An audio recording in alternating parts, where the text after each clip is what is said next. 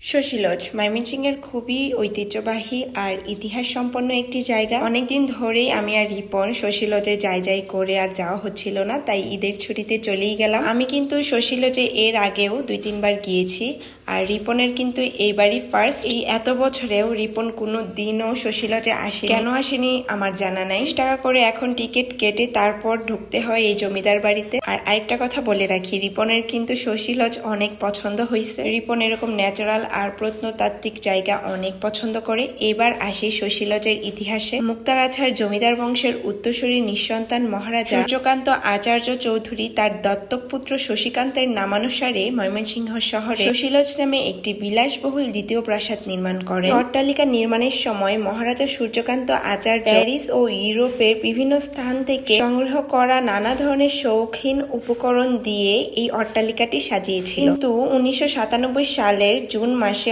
অনেক বড় একটা ভূমিকম্পে বিধ্বস্ত হয়ে যায় এই অট্টালিকা। এরপর রাজা সূর্যকান্ত 1905 খ্রিস্টাব্দ হতে 1911 খ্রিস্টাব্দের মধ্যে পুনরায় একতলা প্রাসাদটি নির্মাণ করেন। স্থাপনাটি কিন্তু আগে দুতলা ছিল। ভূমিকম্পর পর রাজা এটাকে এক বিশিষ্ট স্থাপনা তৈরি করে। বিস্তৃত 9 একর জায়গা জুড়ে অবস্থিত মহারাজা সুকান্তের এই বিশাল সাম্রাজ্য।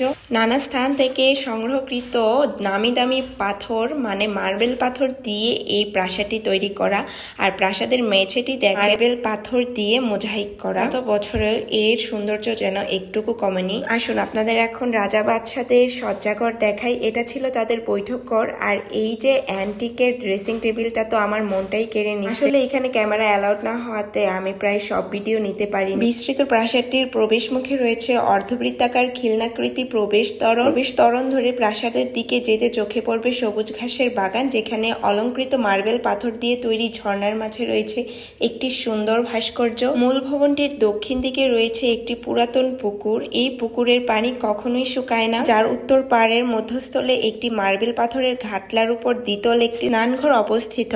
প্রাসাদের অভ্যন্তরে ছিল মার্বেল পাথরের অলঙ্করণে তৈরি একটি চমৎকার ঝর্ণা, কাঠের মেঝে দ্বারা নির্মিত বলরুম, আলোকসজ্জার জন্য ঝুলনো ছিল বড় বড় ঝাড়বাতি। প্রাসাদটির দরজায় ও জানালায় ছিল রঙিন কাচের পাতের উপর অত্যন্ত চমৎকার অলঙ্করণ, যা এখনো কিছু কিছু রয়েছে, আবার কিছু কিছু ধ্বংস হয়ে গেছে। অনন্য স্থাপত্যিক গঠনশৈলীর কারণে 1989 খ্রিস্টাব্দে সাংস্কৃতিক বিষয়ক মন্ত্রণালয়ের আওতাধীন প্রত্নতত্ত্ব অধিদপ্তর কর্তৃক এটি সংরক্ষিত পুরকীর্তি হিসেবে ঘোষিত। আসলে দিনে দিনে এটি অনেক পুরাতন হচ্ছে, তাই এর সৌন্দর্য আগের মতো নেই। অনেক কিছুই নষ্ট হয়ে যাচ্ছে, আবার অনেক কিছুই আগের মতোই রয়েছে। যেমন এই পুকুর ঘাটটি ঠিক আগের মতোই রয়েছে।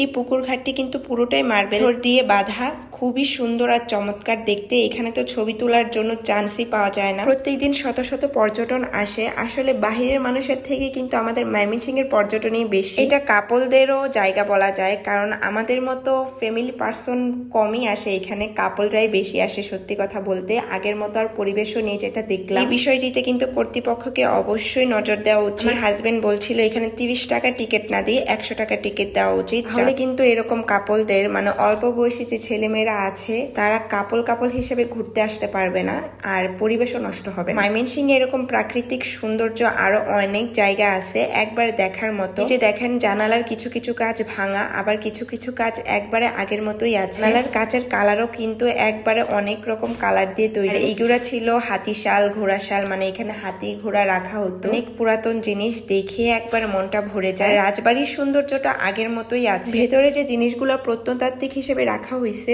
ওইগুলা কিছু কিছু একবারে নতুন আছে, আর কিছু কিছু এখন ঘুণে ধরে যাচ্ছে। গত বছরের ঐতিহ্য বলে কথা, এইগুলা যথাযথ যত্ন করা উচিত, যেন আমাদের আগামী প্রজন্মর সামনে এগুলা তুলে ধরা যায়, তাদের সামনে ইতিহাস উপস্থাপন করা যায়। বলতে গেলে এই রাজবাড়িটা কিন্তু এখন ফটো সেশনেরও একটা জায়গা হয়ে গেছে। এটা রাজবাড়ির আরেকটা সাইট, অনেক ভালো লাগছে। সবকিছুই যেন একবার নিট অ্যান্ড ক্লিন আর গোছানো একবার। এখানে শশীলজের যে ঐতিহ্যটা আছে এটা তুলে ধরা হয়েছে নেম প্লেট হিসেবে। শশীলজের কিন্তু সংক্ষিপ্ত একটা ইতিহাসও এই নেম প্লেটে উল্লেখ করা আছে। আমরা পুরো রাজবাড়ি ঘুরে দেখলাম, আর খুব কম সময় নিয়ে আসছিলাম। বিকাল 6টা বেজে গেছে, আর বিকাল 6টায় শশীলজ বন্ধ হয়ে যায়, তাই